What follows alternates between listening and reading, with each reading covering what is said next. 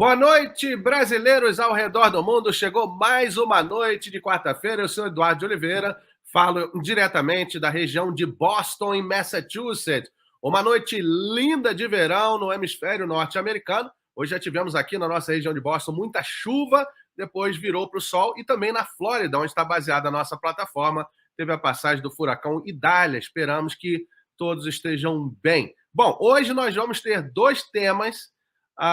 E são temas, um deles que a gente começou semana passada e nós vamos continuar, e um outro tema que a gente já fez numa semana anterior, que tem continuação também. Antes de falar dos temas, eu quero pedir a você que está entrando para dar um like e compartilhar para mais gente acompanhar. É muito interessante, os amigos dos seus amigos. A plataforma Fox Brasil Digital está baseada na Flórida, como eu falei, mas tem contribuidores nos 4 cantos do mundo, incluindo vários países da Europa, como Espanha, Portugal, Reino Unido, também na França, na Oceania, Nova Zelândia e Austrália, também no Japão, na China, em várias partes do globo. Nos interessa muito expandir essa rede de contatos. Onde tem imigrante, Fox Brasil quer também marcar presença. Bom, sem mais delongas, deixa eu avisar então os dois temas. A gente já tem difundido nas redes sociais. Vamos falar na primeira parte do programa, uma parte um pouco mais breve, sobre o transplante do Faustão. Fausto da Silva recebeu, aos 73 anos, o seu novo coração, vindo de um jogador de futebol amador, azulejista, de 35 anos, que faleceu no sábado. Nós vamos falar isso com a doutora que esteve aqui da outra vez e vamos explicar esse processo todo, que deu uma polêmica durante toda a semana até agora. Faustão pagou para passar à frente da fila? Os experts e médicos do Ministério da Saúde estão dizendo que não. Inclusive, tem uma resposta técnica sobre por que Fausto Silva entrou, na verdade, como segundo da lista. A doutora vai explicar para a gente. E aí, na segunda parte, nós vamos falar sobre a famosa foto mugshot de Felton County, na Geórgia, do ex-presidente republicano Donald Trump. De um lado, foi um fichamento muito mais sério, muito mais formal, foi na cadeia, não foi numa corte. E do outro lado, Trump diz que está faturando com a própria foto, que deu polêmica a semana inteira. Então, esses são os dois temas que a gente tem hoje. Bom, para conversar comigo sobre o primeiro tema, ela que é cardiologista, chefe de clínicas da InnovaCare Health, um grupo de medicina primária com 30 anos de mercado, com mais de 100 clínicas nos estados da Flórida e também no Texas. Seu trabalho é gerenciar carteiras de risco no modelo de gerenciamento de valor de cuidado em Managed Care, ACO e Exchange, o chamado Obamacare. É a doutora Lilian Alevato, diretamente de Orlando. Boa noite, doutora. Boa noite, Eduardo. Muito bom estar com você. Bem rápido, né? Depois de uma Sim, semaninha que eu estava aí falando, né? Estou de volta aqui para dar verdade. mais uma opiniãozinha e um esclarecimento para o povo aí que acompanha o Batata Quente. Olha, doutora, foi muito bom que você pôde aceitar voltar aqui, né? Raramente acontece isso de um convidado falar 2 semanas, porque as suas explicações vão se completar com as explicações de hoje, né? Então a gente Uhum. tem essa chance. Muito obrigado por estar aqui hoje. Bom, deixa eu começar então. Daqui a pouco a gente vai apresentar os nossos próximos convidados em relação ao mugshot de Donald Trump. Vai sair fumaça esse negócio e a batata tem que ser quente mesmo. Doutora, vamos começar, porque semana passada a gente explicou a situação da insuficiência cardíaca do apresentador Fausto Silva. Até errei falando Fausto da Silva, Fausto Silva. A esposa dele, a Luciana Cardoso, diz que ele, Fausto, entrou na fila de transplante no dia 8 de agosto. Então, seria 19 dias, porque a operação aconteceu no domingo, dia 27. Tem muita gente falando nas redes sociais. Eu acho até um pouco deselegante falar em dinheiro, pagou para passar na frente e tal. Queria que você explicasse mais uma vez como é que funciona essa fila e por que o Faustão já estava em segundo lugar, hein, doutora? Bom, olha só, você lembra do que eu falei que se ele ia aguentar chegar até o coração Sim, chegar, lembro. chegasse a ele? Você Uhum. lembra também que eu falei que ele já estava recebendo diálise, que ele estava bem grave, e que embora ele tivesse gravado o vídeo, né, aparentemente estando muito bem, ele já estava com drogas inotrópicas, porque era uma indicação de uma doença grave, né, o coração não estava aguentando mais. Então o que que faz com que ele passe na frente, né? A possibilidade dele ter morte iminente. Então qualquer paciente que esteja grave, muito grave, ele vai passando na fila. A gente falou sobre isso na semana passada. E Sim, isso aconteceu com o Faustão. Como ele é uma figura pública, normalmente as pessoas tentam não alarmar, não fazer drama, né, mas as notícias foram aparecendo nas redes sociais, né, e na imprensa. Por outro lado, você tem que levar em consideração que, cardiologistas e cirurgiões cardiovasculares bem, articulados e médicos que estão realmente gerenciando o caso, mas o hospital que tem um grande porte, eles têm mais facilidade de receber um doador. Outra coisa, ele não estava numa cidade do interior, ele está numa grande cidade. Então a possibilidade de você ter um coração é bem maior, né, porque você tem um certo. número maior de pessoas ali potencialmente vão sofrer um acidente, vão ter alguma coisa que possa acontecer. Então, isso que aconteceu. Você lembra que eu falei também que o Brasil, embora todo mundo ninguém confia muito no nosso país, né, mas ele é um país sério em relação ao SUS, em relação à fila, existem critérios clínicos, critérios técnicos que iam ser seguidos. E provavelmente porque ele iria morrer se não recebesse esse coração, ele foi escolhido. Eu lembro que teve um bafafá danado, o paciente que estava em primeiro na fila não negou, não quis o coração. Às vezes as coisas ele não têm condição de ser submetido à cirurgia, o coração não é ergonomicamente, como é que eu vou dizer? Não cabe dentro do peito, para todo mundo entender o que que é, né, tem que ter um Sim. tamanho. E o Faustão teve muita sorte, ganhou um coração novo, ele agora vai viver até os 100 anos, né, se tudo correr Ô, bem na doutora, e essa parte de que a pessoa, primeiro da fila, teria recusado, eu ouvi uma explicação que eu achei interessante, que foi a equipe médica que recusou, não é a própria pessoa. Uhum. É, E aí a gente tem exatamente. que ter a noção de que, como você falou, toda essa fila está num local muito bom de se conseguir o transplante. E aí eles falaram que, como é um coração que chega e tem que salvar uma vida, não pode desperdiçar, né? Não, não Então, pode. o Fausto tinha a questão da diálise. Isso influenciou na escolha do Fausto como segundo? Com certeza, porque ele já tinha falência de outros órgãos, né. Então, Sim, como se você não tivesse tomado a decisão ou não de fazer o transplante, daqui a pouco ele não seria capaz de receber. A gente estava falando também na semana passada de casos que aguardam transplante e acabam falecendo. Até o outro colega que estava dividindo aqui o sim. vídeo comigo, falou: "Não, Lília, eu tive um amigo que ele acabou morrendo, não recebeu". E isso poderia ter acontecido, entendeu? Então foi uma coisa para salvar a vida dele, como deve ser todo transplante, entendeu? Para salvar a vida da pessoa. Ter uma certa desconfiança em relação ao sistema pode ser até saudável, desde que você não crave de que não, isso aconteceu assim, sem estar lá no sistema. Agora, o nosso sistema de saúde tem grandes profissionais, ótimos profissionais, sérios, né? E eu acho que às Muito. vezes notícias também, por exemplo, daquele caso do anestesista, da outra notícia que abusou de tal, fez isso vai meio confundindo a cabeça do leigo, mas é preciso ter muito cuidado, porque existe uma família ali também atrás dele. Agora, uma Com outra parte, certeza. doutora, que eu queria tratar com você é o seguinte: já saiu ontem à noite na imprensa de que o Faustão foi extubado, tiraram o tubo da boca, ele já respira sozinho, está consciente e conversando. Como é que Uhum. funciona essas 48 horas depois da cirurgia? Olha só, o transplante cardíaco, na realidade, você pensa em você trocar uma bomba num lugar que tem um monte de cano, né, é mais ou menos Sim, o mesmo sistema comparando, o coração é uma bomba e os vasos, as artérias, né, as veias são os canos, né. Então sim. a expectativa do paciente ser estubado é exatamente nas primeiras 24, 48 horas, quando você vê que ele está hemodinamicamente compensado, que ele tem capacidade de respirar, os anestésicos estão sendo diminuídos, que você vai gradualmente diminuindo o nível de anestesia, né, aumentando a consciência do paciente, ele volta e você libera, que quanto mais cedo o paciente estiver liberado desses tubos, né, dessas máquinas, melhor a recuperação, porque ele pode ajudar a fazer fisioterapia respiratória. Então ele está evoluindo como todo paciente deve evoluir. Normalmente isso acontece, os pacientes não ficam tanto tempo entubados. Tá, eles saem nas primeiras 48 horas de transplante.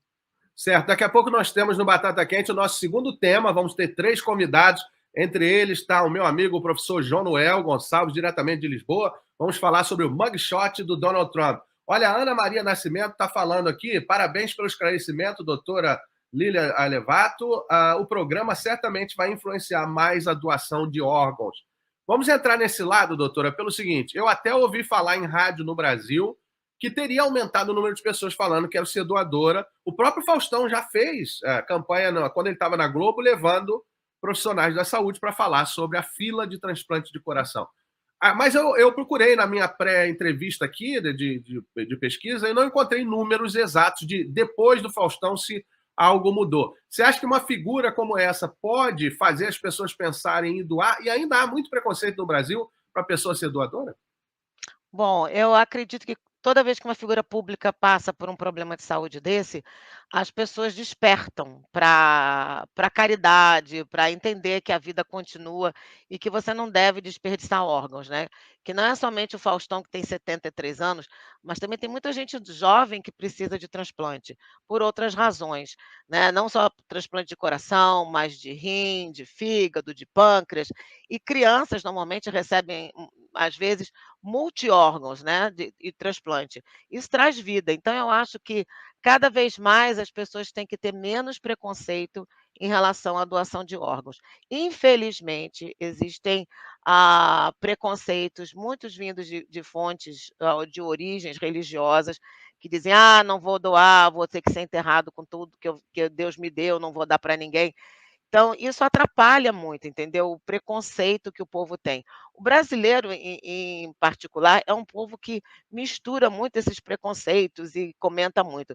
O americano, comparando, ele é muito mais doador de órgãos do que o brasileiro, entendeu? Então, eu vejo Interessante. mais aqui no mercado americano, todo mundo tem na carteira de motorista, sou doador de órgãos, e as famílias têm menos preconceito. Eles tomam a decisão bem, em seguida da morte, às vezes é um jovem que morre e a família assina prontamente a doação de todos os órgãos, porque se esses órgãos não forem doados a tempo, eles são desperdiçados, mesmo que retirados, entendeu?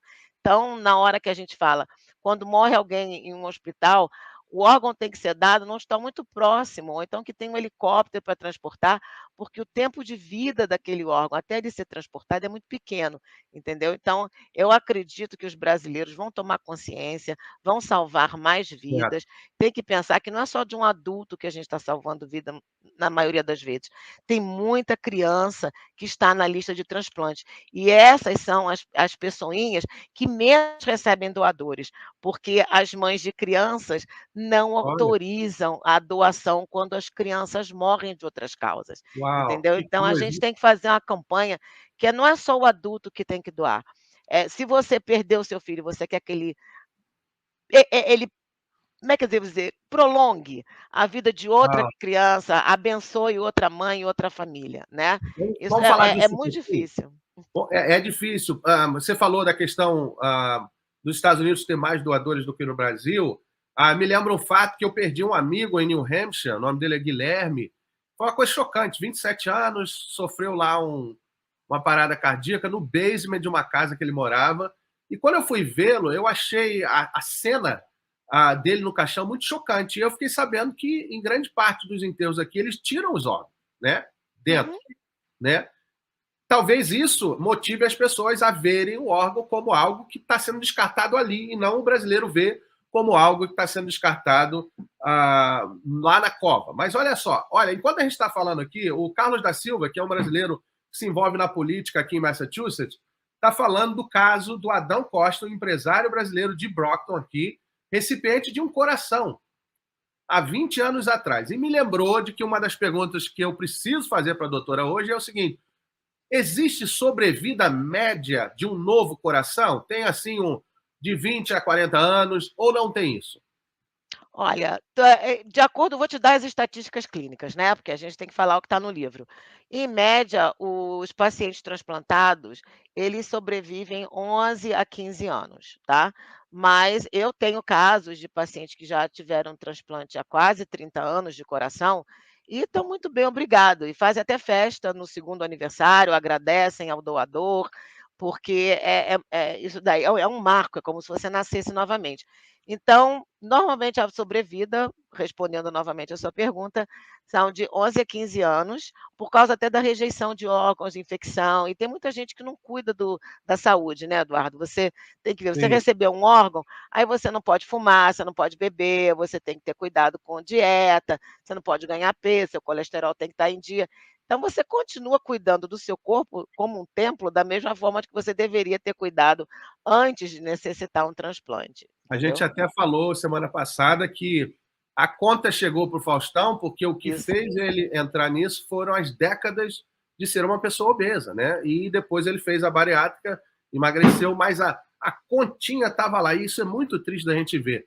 O Richard Sanchez, que vai participar do nosso próximo tema sobre Donald Trump, está mandando aqui um site nos Estados Unidos sobre transplante, que é o organdonor.gov, tá certo? E tem um no Brasil, Associação Brasileira de Transplante de Órgãos, a abto.org.br. E um fato curioso, antes da última pergunta para a doutora, é que depois do Faustão, houve 17 transplantes no Brasil, 11 em São Paulo, né? Quer dizer, o Faustão não foi o primeiro transplantado, quer dizer, outros corações de outros tamanhos apareceram para Chegaram. outras pessoas. Então, só isso já acaba com a teoria de conspiração, né, doutora? Não, não tem conspiração nenhuma, é o que eu te falei. E se você vê que está validando o que eu te disse, né? Um hospital grande, com suporte técnico e operacional para fazer transplante, ele recebe coração. E se tem o receptor available lá, né, disponível para fazer a cirurgia na hora, ele estiver bem equilibrado, não vai morrer durante a cirurgia, que é a pior coisa que pode acontecer Uau, para um cirurgião é você botar um órgão e a pessoa morre durante a cirurgia, porque não tem uau. condições cirúrgicas, entendeu? Então, graças a Deus a gente está vendo Isso, isso. Eu fico muito feliz, porque quantas vidas a gente sim. está salvando, né? Esse cenário aí, apocalíptico que a doutora falou, é praticamente perder duas vidas, né? Porque você perdeu Com o coração certeza. e perdeu a própria pessoa que estava ali. Uma última pergunta, doutora, bem rapidinho, que é o seguinte: olha só. O doador foi revelado depois que o doador do Faustão foi um homem chamado Fábio Cordeiro da Silva, de 35 anos, morreu no sábado de AVC no litoral de São Paulo, em Santos. E ele era um azulejista, inclusive teve o AVC, um acidente vascular cerebral, enquanto trabalhava. Ele era até um jogador amador. A pergunta é: falaram que do corpo desse Fábio saíram 20 órgãos.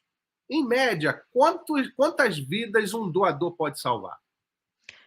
Olha, em média, um doador salva cerca de 5 a 7 vidas, porque, não é salvar a vida, ele também melhora a qualidade de vida, porque doação de Sim, córnea, a pessoa que é cega e precisa de uma córnea, você não vai mudar a vida, mas você não vai salvar a vida, mas você vai sim. mudar literalmente a perspectiva de vida que essa pessoa tem. E normalmente a gente salva com doação de rim, com doação de fígado, às vezes você doa um pedaço de medula óssea, se você puder extrair e for compatível, mas normalmente tem 5 pacientes que vão se beneficiar e ser salvos a partir de uma pessoa que doou seus órgãos, entendeu? No mínimo 5 pessoas. É muito gratificante isso, né? Eu acho que deveria ter uma regra de que todo mundo é doador, até que peça para não ser.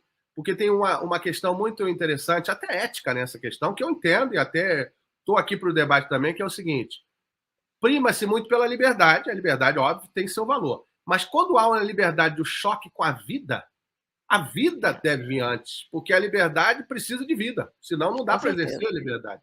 Então, se fosse o contrário, o banco de doadores seria muito maior, né? E a gente não teria essa corrida aí louca.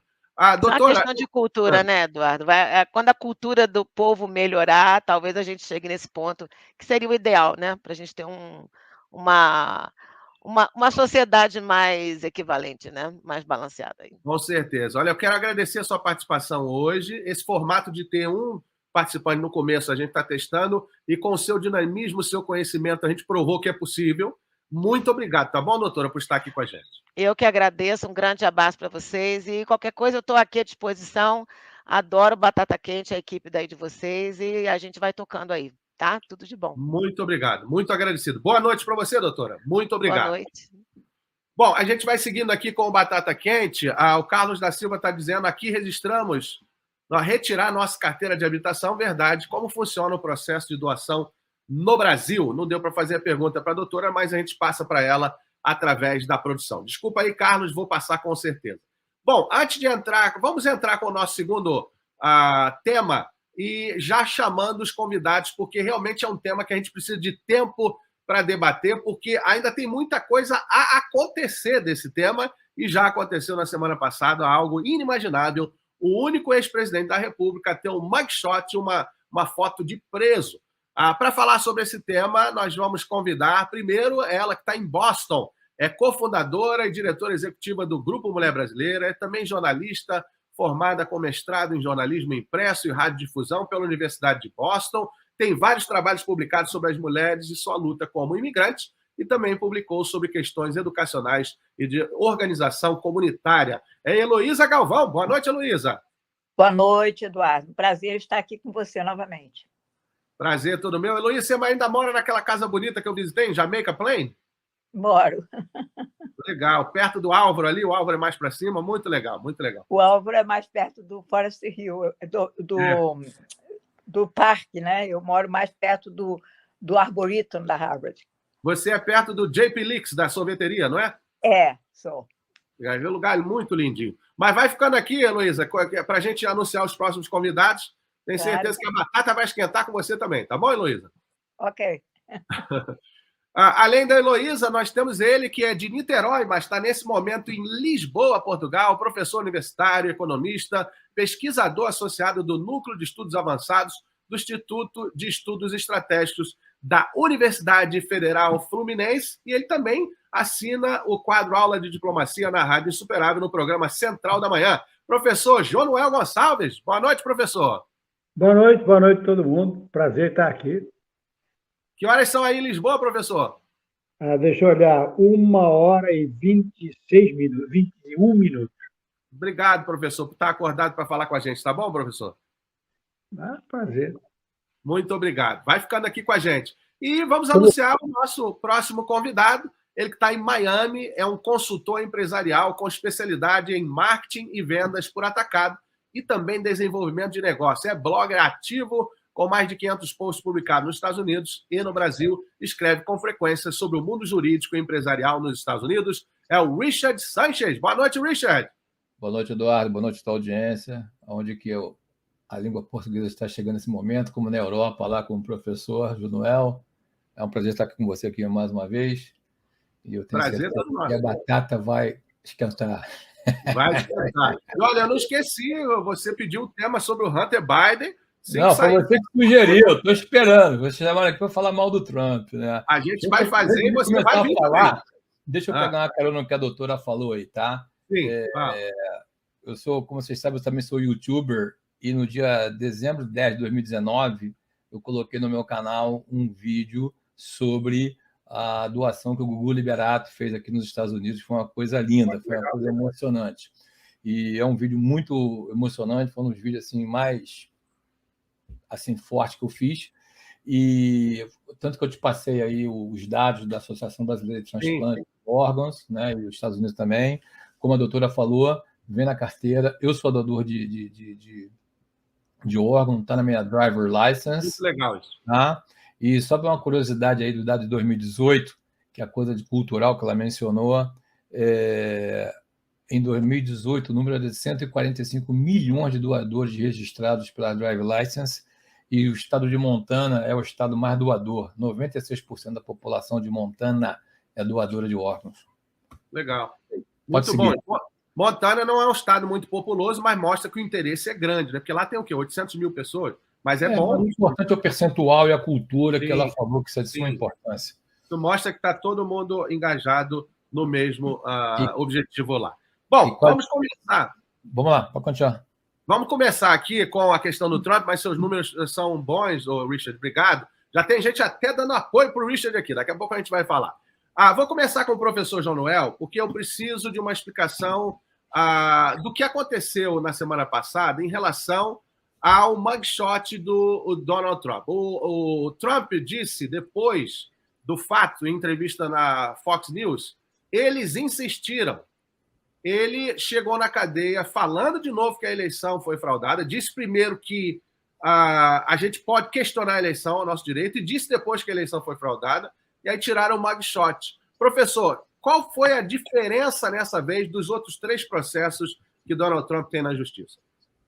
Bom, a diferença é que realmente há algumas provas contra ele na Geórgia do que no conjunto.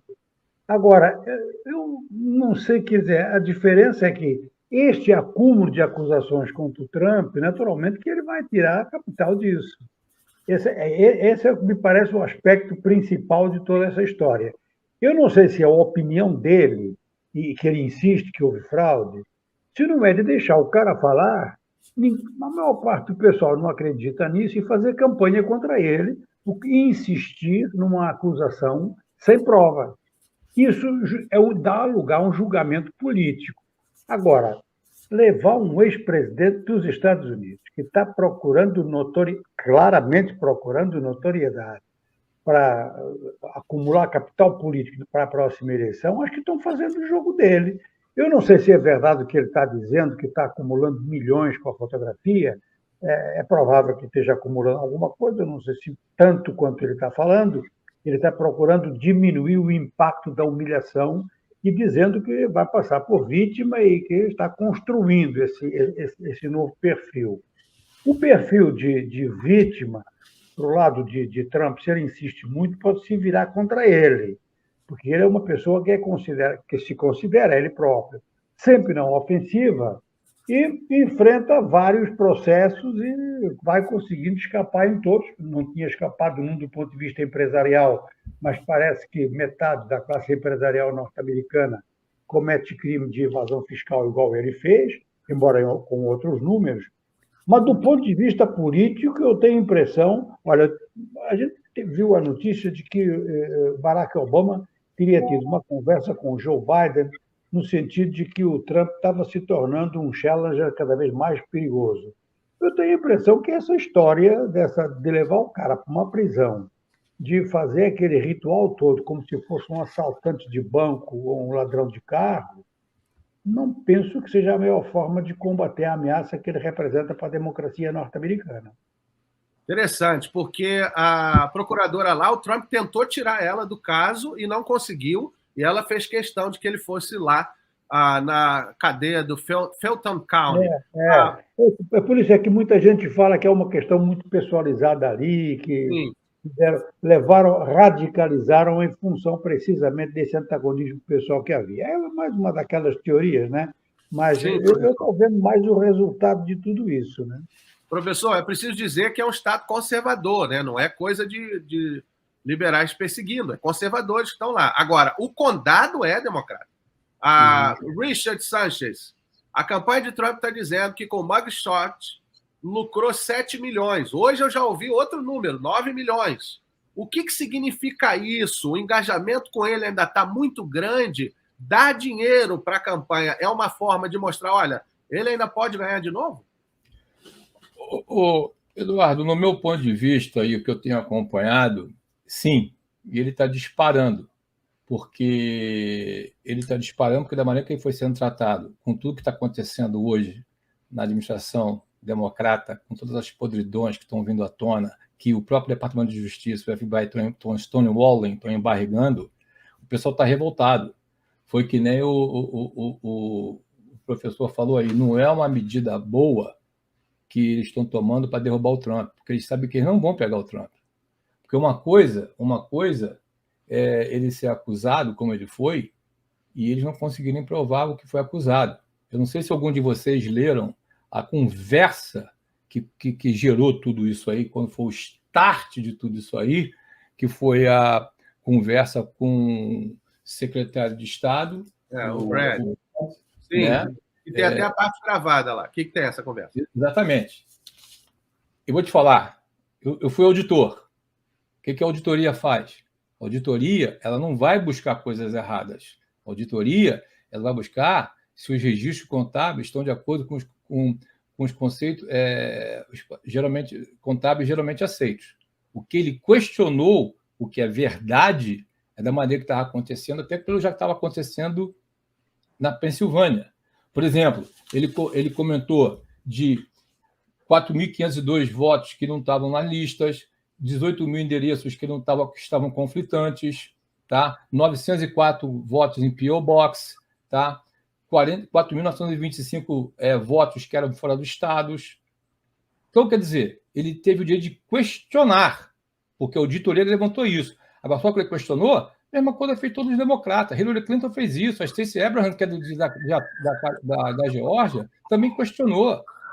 Então, tem direito... Mas, Richard, tem uma parte dessa ligação que você está falando, porque todas essas partes aí foram checadas e nada foi encontrado. Inclusive, tem até... Peraí, Eduardo, vou falar de novo para você. Peraí. É porque você citou o número. Eu vou perguntar a você se você viu. Vocês viram o documentário de 2.000 mulas do Denis de Souza? Não, esse cara já foi desbancado, a fonte dele não é... Desbancado, rapaz, ele foi calado. Já foi, inclusive tem processo na justiça. Claro, mas olha o que vai ter, olha cara. O que Trump falou. Peraí, você perguntou, eu respondi. Olha o que o Trump falou. Eu só quero encontrar 11.780 votos, porque é mais do que a gente precisa. Mas vem cá, você não acha que isso é uma chamada de corrupção, Richard? Não, cara, porque é o seguinte, porque olha o que aconteceu na Pensilvânia. O pessoal mudou os estatutos da Constituição Estadual para poder acomodar o voto. Votou para isso. Não, para acomodar morto, não. Ô, Richard, uma coisa é falar fato, outra coisa é inventar coisas aqui. Então, por que, Eduardo, uma coisa simples? Eu vou dizer o seguinte, quem não deve não teme. Por que o pessoal não deixa ele escutar? Por que mudou o tom? Eu falei para você na última conversa. Por que mudou o tom da conversa toda agora? Porque se agora ele tem um poder de supine power, que ele vai poder intimar o pessoal já está um pouco apavorado agora. Por quê? Por quê? Não, falar ele pode. O que não pode é motivar que as pessoas entrem no Congresso e 7 morrem lá dentro. Então não é só palavra. Peraí. Ele incentivou a imagem está querendo ver. Morte peacefully. E outra coisa, ele pediu 20 mil National Guard. Quem negou foi a Nancy Pelosi. Isso está documentado, chefe. Ok. Ô, Richard, agora deixa eu passar para a Heloísa, mas vai ficar... Olha a Heloísa aí, ó. A Heloísa está esperando para falar. Heloísa, olha só. O que você acha da argumentação que o professor falou agora, que eu ouço também dos comentaristas da CNN, que estão fazendo o jogo do Trump, né? De fazer ele explorar... CNN, rapaz. Ô, Eduardo, deixa eu fazer a pergunta para ela, meu amigo. A carta da vítima ele está explorando. Só que, se não fizer igual como faz com todo mundo... Para que existe a justiça? Por que é humilhante para o rico e não é para o pobre? Como é que você vê essa dualidade de comentaristas em TV liberal dizendo, olha, estão ajudando o Trump? Ô, Eduardo, eu vejo como racismo estrutural, é o que existe, né? Quer dizer, tem que ter privilégio exatamente para as pessoas que são autoridades, ou que são ricas, ou que são muito conhecidas, ou que exercem cargos. Então, no caso do Trump, a gente tem aí toda uma história com o Trump, né? A gente acompanhou os 4 anos do governo dele, a gente acompanhou a campanha dele para ser eleito e a gente acompanhou todos aqueles dias que antecederam o 6 de janeiro. Então, e que culminaram no 6 de janeiro, né? A gente viu aquela questão de Atlanta, da Geórgia. Nós vimos ali o pessoal que estava contando os votos, que levaram não sei quantos dias fechados, com o presidente da mesa ali, o presidente da apuração, da contagem dos votos, denunciando que ele estava sendo ameaçado, que a família estava sendo ameaçada. Então, o que a gente está vendo agora é a justiça sendo praticada. Eu espero que haja justiça. Eu espero que ele seja tratado como qualquer outra pessoa, e que a justiça se faça, né, que a sentença seja dada de acordo com o crime, de acordo com a ofensa. Né? Se ele vai ser preso ou não, a gente vai ter que esperar para ver. Eu concordo que ele está tirando proveito da situação, porque isso é bem digno dele, é o que ele fez na campanha dele toda, né? E ele cria uma situação para chamar atenção para aquilo, para que as pessoas esqueçam a outra coisa. Então, essa questão de usar a foto dele e de fazer dinheiro com a foto dele, assim, sinceramente, eu não fico surpresa que ele faça isso. Eu fico com pena das pessoas que ainda dão dinheiro para uma pessoa como o Trump, uma pessoa que não tem nenhum respeito pelo ser humano. Ele não Você vai me dizer, Luísa, que o Biden tem? E você vai me dizer que o Biden tem respeito pelo ser humano, que acontece na crise humanitária que acontece na fronteira hoje? Você vai me dizer que ele tem? Eu estou respondendo a pergunta do Eduardo. A pergunta do Eduardo não foi sobre o Biden. Se ele quiser me perguntar sobre o Biden, ele vai me perguntar sobre o Biden e eu respondo. Mas eu estou conversando... É muito mais humano. Desculpe, eu estou conversando com o Eduardo. Tudo bem, Heloísa, não, só para a gente ter uma clareza da informação, você acha o Biden respeita o ser humano? Não, eu acho que o governo dos Estados Unidos atualmente, em relação à imigração, é um governo que deixa muito a desejar. Acho que comete crimes terríveis na fronteira com os imigrantes, com todos os imigrantes, não é? Tem feito isso desde que assumiu e continua fazendo.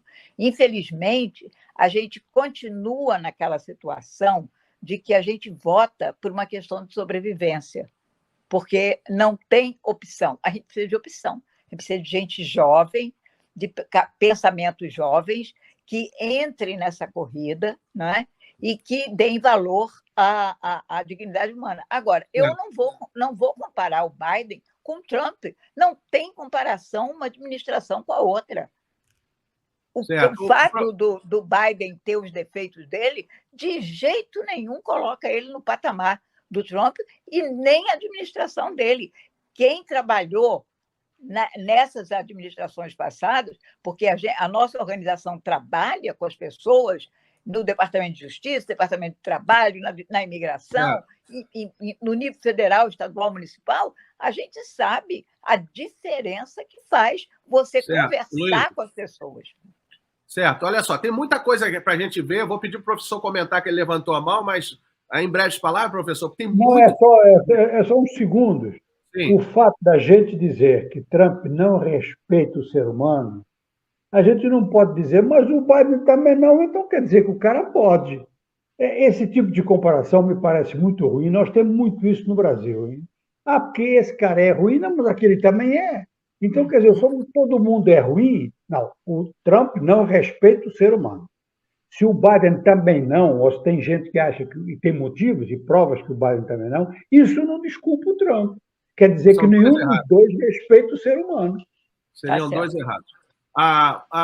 Richard, a juíza Tanya Chutkan marcou para o dia 4 de março de 2024 o julgamento sobre se o Donald Trump foi responsável pela invasão no Capitólio no dia 6 de janeiro, depois da eleição de 2020. O dia 4 de março cai antes da Super Tuesday, que define, eu peguei a lista aqui, define o nomeado nos partidos em vários estados, como, por exemplo, deixa eu pegar aqui, Super Tuesday, olha, Maine, Massachusetts, Minnesota, Colorado, Califórnia, North Carolina, Oklahoma, Tennessee, Texas, Utah, vários candidatos. A pergunta é, você acha que Trump entrar numa corte para ser julgado num processo contra a democracia ajuda ou prejudica a campanha dele para Super Tuesday?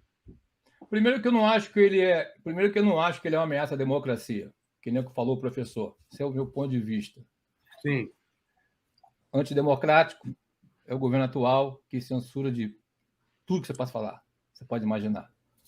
E segundo, eu quero ver o que vai acontecer nas vésperas. Porque do jeito que está, quanto mais estão batendo no Trump, mais ele está crescendo. Hoje, a maioria esmagadora dos eleitores americanos estão do lado dele. Inclusive, a comunidade afro está do lado dele. Hoje já tem movimento do Nigga for Trump.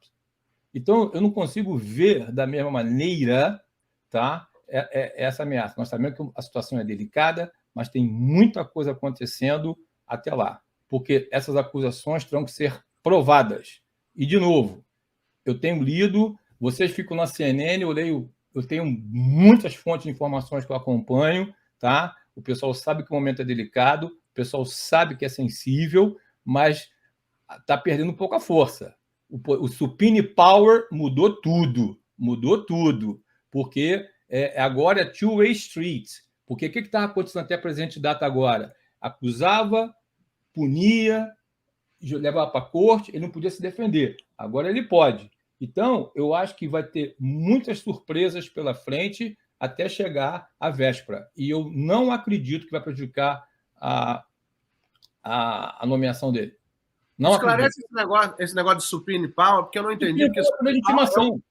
É o poder da justiça de intimar. O que pode o Trump ajudar nisso? Não entendi. O que pode ajudar, porque agora é o seguinte, você está me acusando, Eduardo? Tô. Então você me prova de que você está acusando.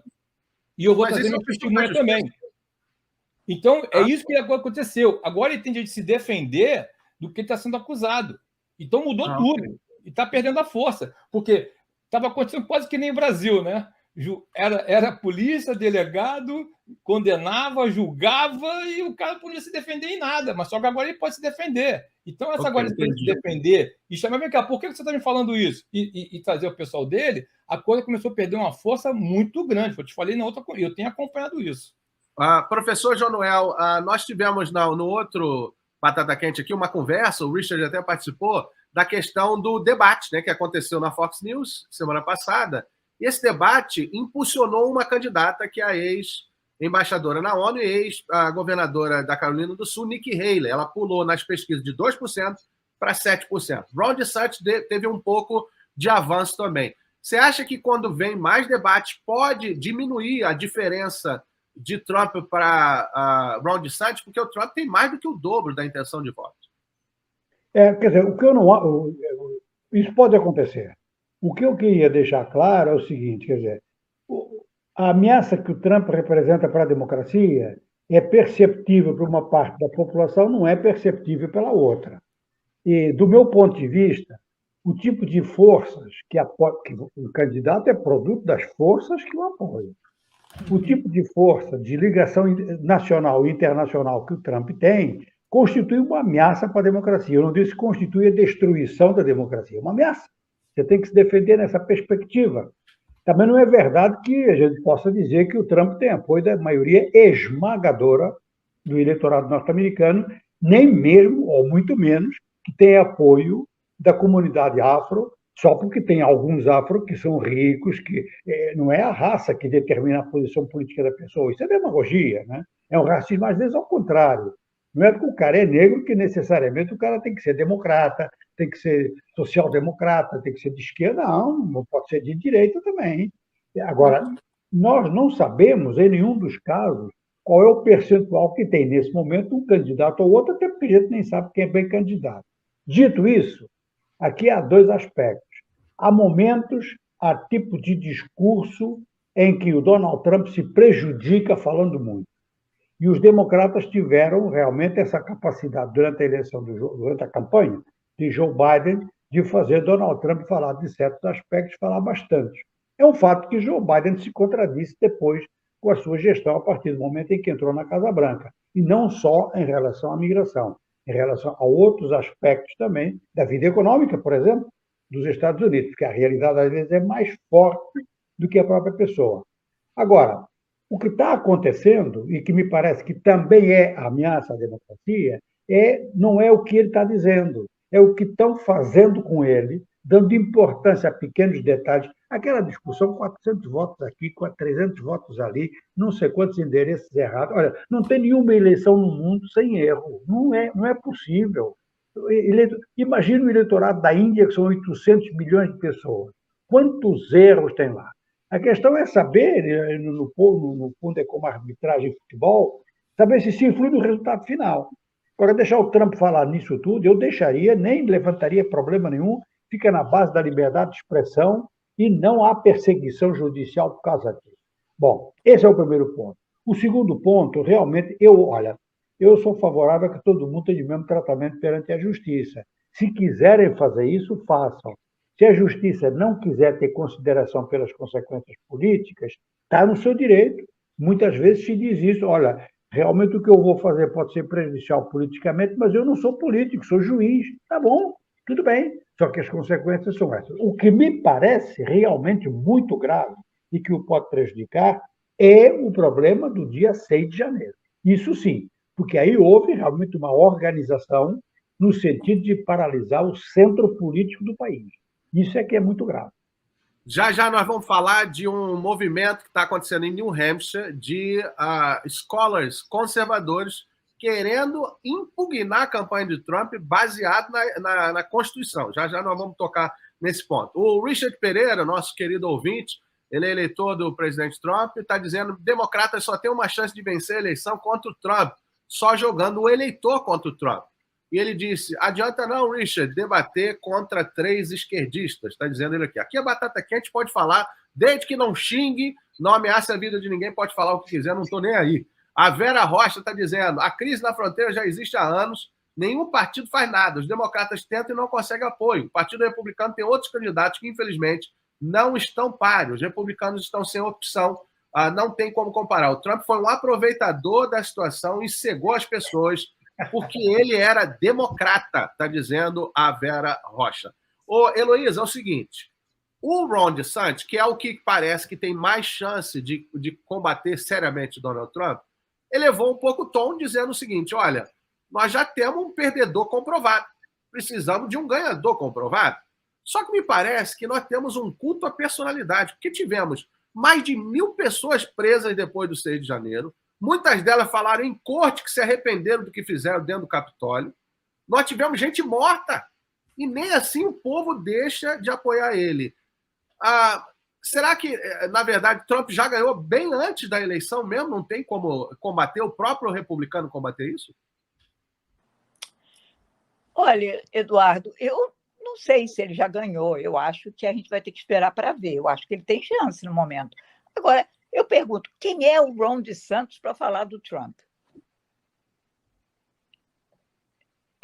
Sabe, são feitos da mesma coisa. São 2 pessoas que, a meu ver, são criminosas. São pessoas que não respeitam o ser humano e que só têm interesse em si mesmo, ou no cargo que vai ocupar, ou no controle que vai ter. Ô, Heloísa. Sabe, o Ron DeSantis não me diz nada. Só, por que o Ron DeSantis é criminoso? Olha as medidas que ele coloca na Flórida. Olha a plataforma dele, a campanha contra a comunidade LGBT, a campanha contra os imigrantes, a proibição de educação sexual nas escolas. Então, para mim, isso é crime. Você está tentando controlar uma agenda que não lhe pertence. Porque deveria haver, pelo contrário, deveria haver uma promoção de que todos os assuntos fossem discutidos nas escolas, que as pessoas discutissem nos centros comunitários, nas praças públicas, nas igrejas. Eu sou totalmente contra qualquer censura.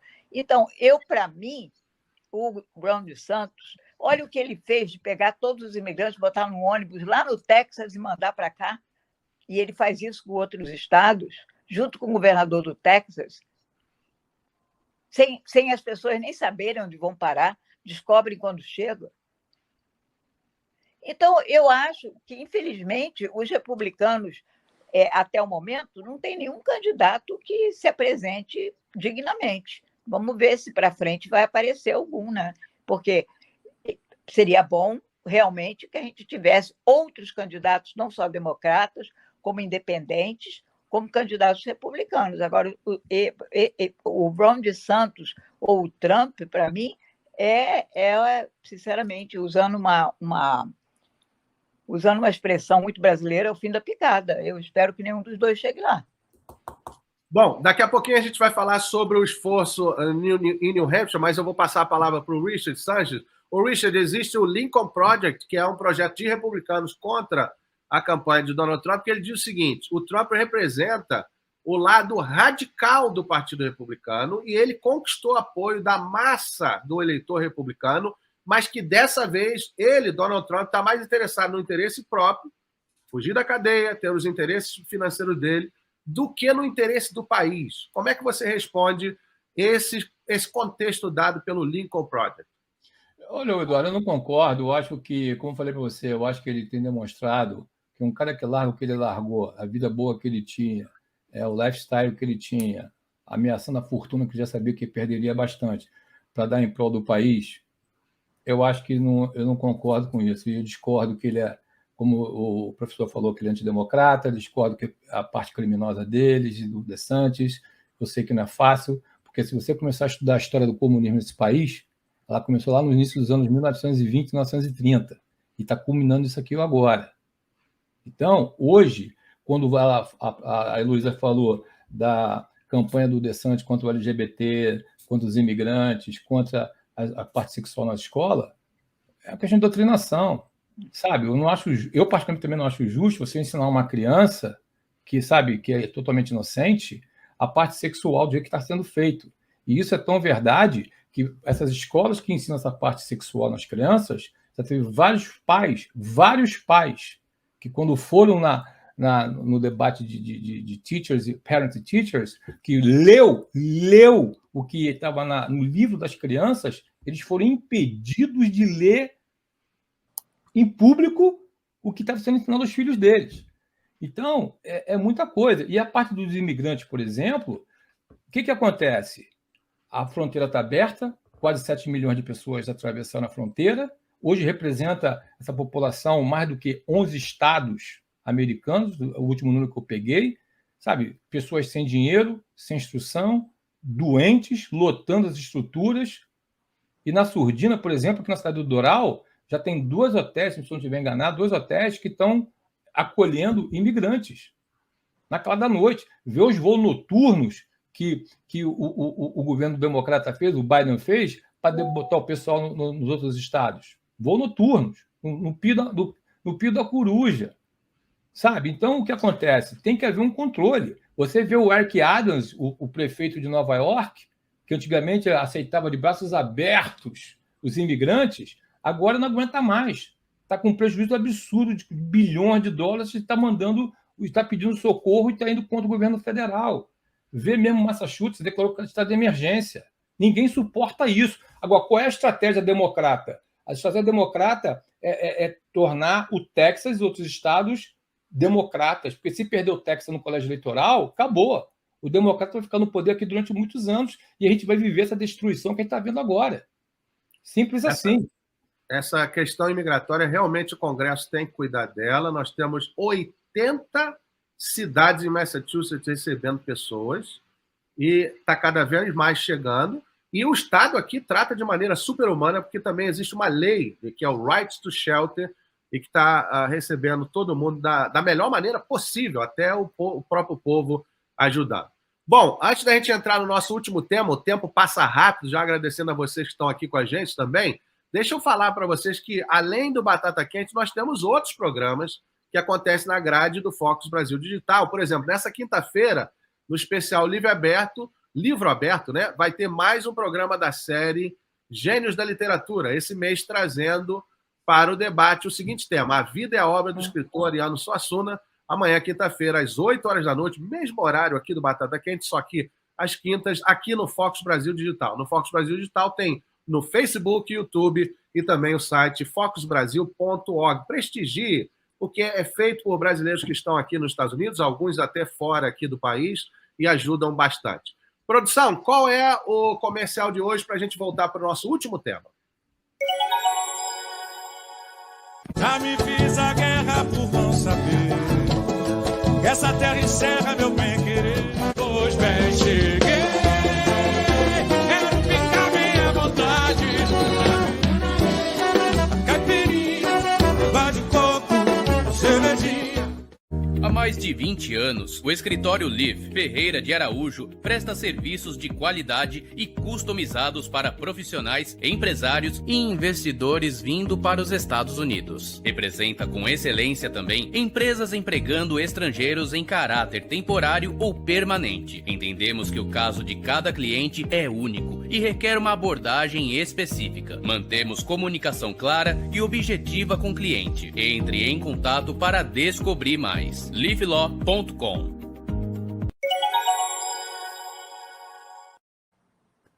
Obrigado ao escritório Leaf Law por apoiar também aqui o Batata Quente, muito agradecido. E também o show do Diogo Nogueira vai passar aqui em Boston no dia 16 de setembro, na turnê dele. Bom, professor João Noel Gonçalves, nosso último tema, faltam 5 minutos para as 9 da noite aqui, 5 para as 2 horas da manhã.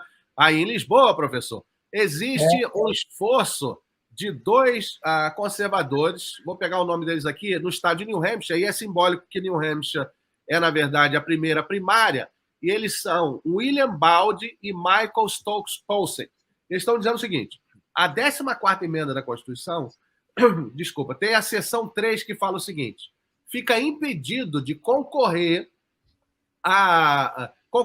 impedido de fazer a posse de cargo público federal aquele que se engajou numa insurreição contra os Estados Unidos da América, que deu conforto aos seus inimigos, ou que fez uma rebelião contra o governo. Com isso, eles querem impugnar a campanha de Donald Trump.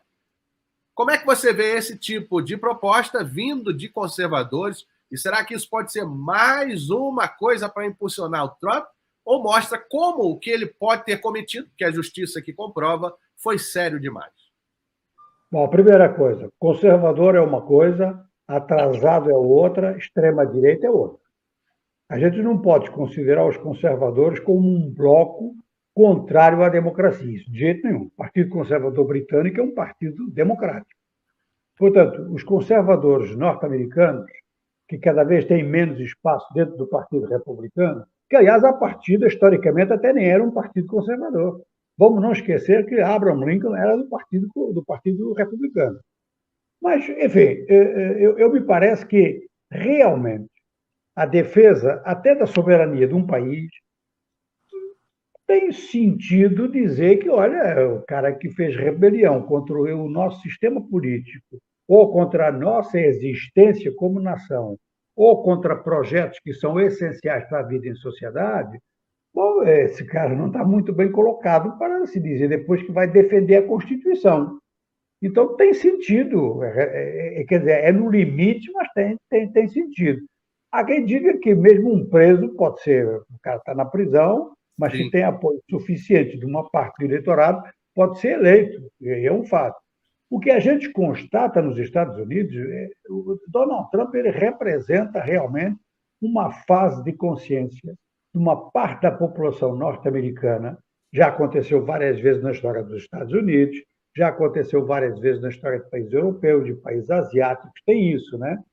Que são, quer dizer, a emergência de forças autoritárias.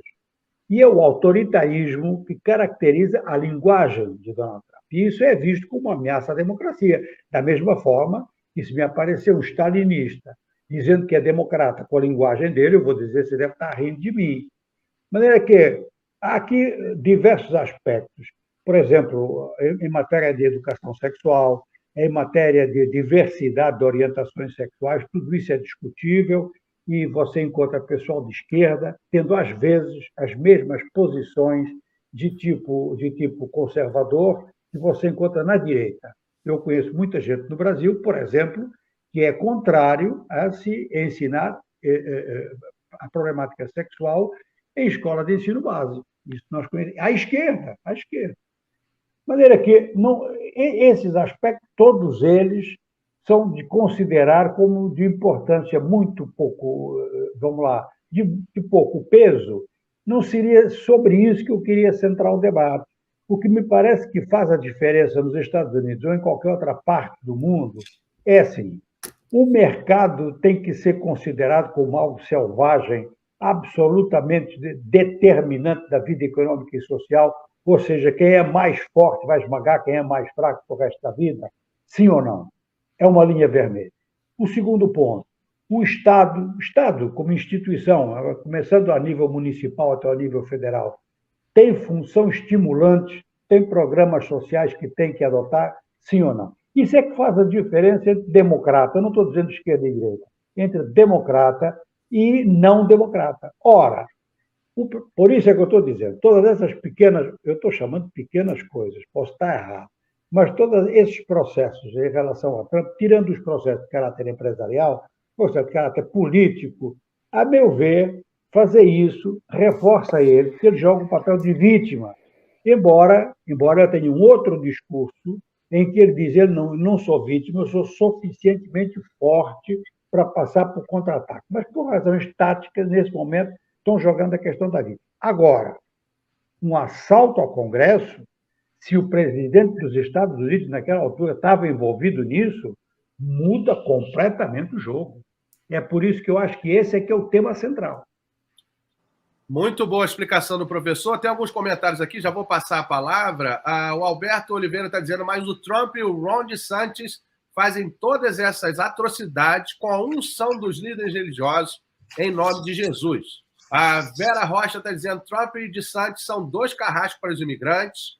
O Luiz Júnior está dizendo, a diferença entre Trump e Biden, que eu vejo entre um e outro, é que um declara que não gosta do imigrante, não há surpresas.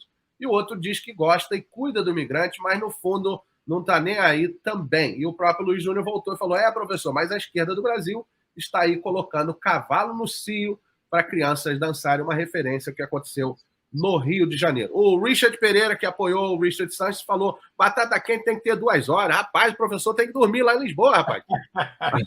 Heloísa Galvão, e aí, esse tipo de caso em New Hampshire pode mostrar como o americano, que é escola, que é acadêmico, é sério em relação à Constituição? Porque se o Trump for condenado num desses julgamentos, que um deles é dia 4 de março, ele pode sim ter um caso de repugnar a campanha dele. Mas isso ajuda ele na campanha também, Heloísa? Pode ajudar, né, Eduardo? Porque ele é colocado como vítima, né? Ele se coloca no papel de vítima e chama atenção. As pessoas que apoiam ele dariam mais apoio. A gente vai ter que esperar para ver o que vai acontecer, se realmente ele vai ser condenado. Agora, como disse o professor lá em Lisboa, ele pode ser eleito mesmo estando preso.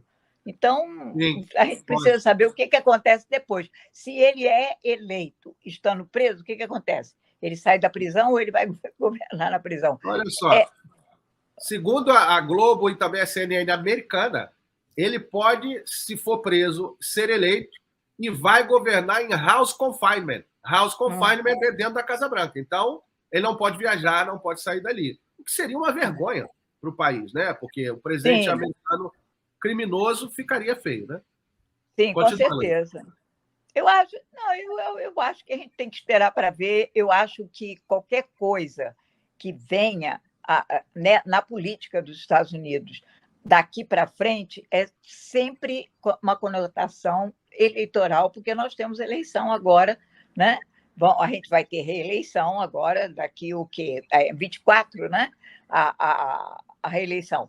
Então, sabe, tudo está no ar. Agora, eu não descarto a possibilidade do Trump ser eleito novamente. Espero que não. Eu, sinceramente, espero que não. Se depender de mim, não. Mas eu não descarto a possibilidade, porque a gente sabe que todos os instrumentos possíveis podem ser usados, como foram, né, há 2 anos atrás, 3 anos atrás, e para tentar virar o resultado da eleição. Então, a gente tem que esperar. Eu acho que quanto mais ele for colocado no papel de vítima, como se ele estivesse sendo perseguido pela justiça, pelos opositores dele, eu acho que ele sai ganhando, né? Se as pessoas começarem a entender, se as pessoas se educarem, se informarem com boas fontes de informação e começarem a entender realmente a questão política, o que está entre as linhas, aí sim, as pessoas vão votar acertadamente, mas precisa muita educação para que as pessoas façam isso. Leva tempo. Essa é a equação em relação a Donald Trump de estimular mais apoio a ele por causa de um pensamento de justiça e fazer justiça. Quer dizer, todo mundo tem a mesma justiça, porque para ele tem que ser diferente. Ô, Richard, uma coisa que eu percebi é que o apoio a ele tem traduzido muito mais online do que presencial, porque, por exemplo, o primeiro indiciamento em Nova York tinha um monte de gente. Depois em Miami não tinha, Washington não tinha, agora em Fulton County não tinha quase ninguém no estado conservador. O que você acha disso? Porque para apoiar, o povo tem que ir nos locais, inclusive para votar. Vou te falar uma coisa, eu não acompanhei em Fulton County, agora em Miami tinha bastante gente. Tinha bastante gente aqui em Miami. Okay. Eu falei, você acabou. Uma coisa é você ver CNN, outra coisa é você ver outros canais. entendeu? Muita gente acompanhando ele. De novo, o apoio, no meu entender, está crescendo, o apoio dele está ganhando força, ele está sendo perseguido, sim, porque isso aí não... De novo, o que estão fazendo com ele, os outros presidentes fizeram também. Na própria Geórgia, como falei, a Stacey Abrams, ela também fez a mesma coisa, questionou, inclusive tem discurso delas falando, Hillary Clinton fez. Então, essa perseguição em cima dele é uma coisa que não tem lógica. Richard, mas você não acha que ele foi muito além de questionar? Ele tem delegados falsos, botou o povo contra o Congresso, ligou para ganhar voto no telefone contra o republicano. É muito mais do que questionar. Eu não diria que ligou, falei para você. E você, como auditor, você tem direito a questionar. Ele questionou. E o que ele fez no telefonema dele, ele questionou, sim, mas eu digo a você, todos os outros candidatos fizeram a mesma coisa.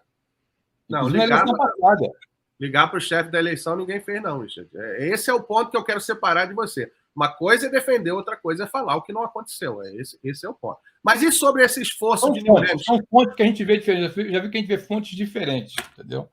Não, mas vamos aguardar. Vou pegar uma carona no que a Luísa falou. Vamos aguardar o final, que tem muita coisa acontecendo aí. Não tem outra fonte que mostra a Hillary Clinton ligando para um cara na Geórgia. Não tem, isso não aconteceu. Mas ela falou em TV, ela falou isso em televisão, e você não tem outra fonte, mas de repente coisa apareceu. Eu vi coisa dela questionando as eleições. Eu vi, tem um vídeo dela. Hillary Clinton ligou para ele 2 horas da manhã, Richard, concedendo a eleição. O Trump nunca ligou para o Biden. Seguinte. Mas sabe por quê, né, que não ligou, né?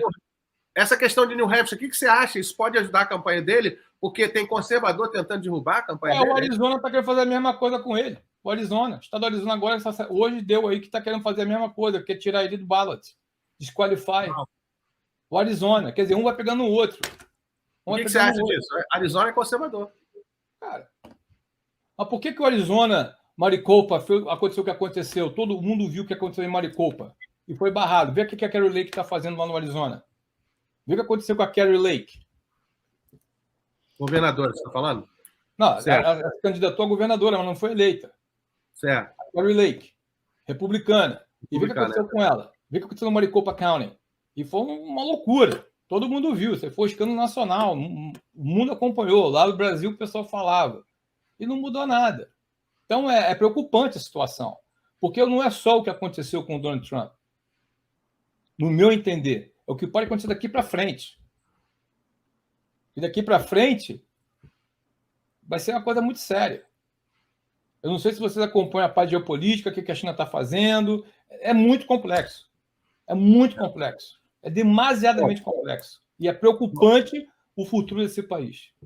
É um mundo complexo realmente que a gente vive. Inclusive, se você pegar 5, 10 anos atrás, a gente estava falando de jihadista islâmico tentando atacar aqui.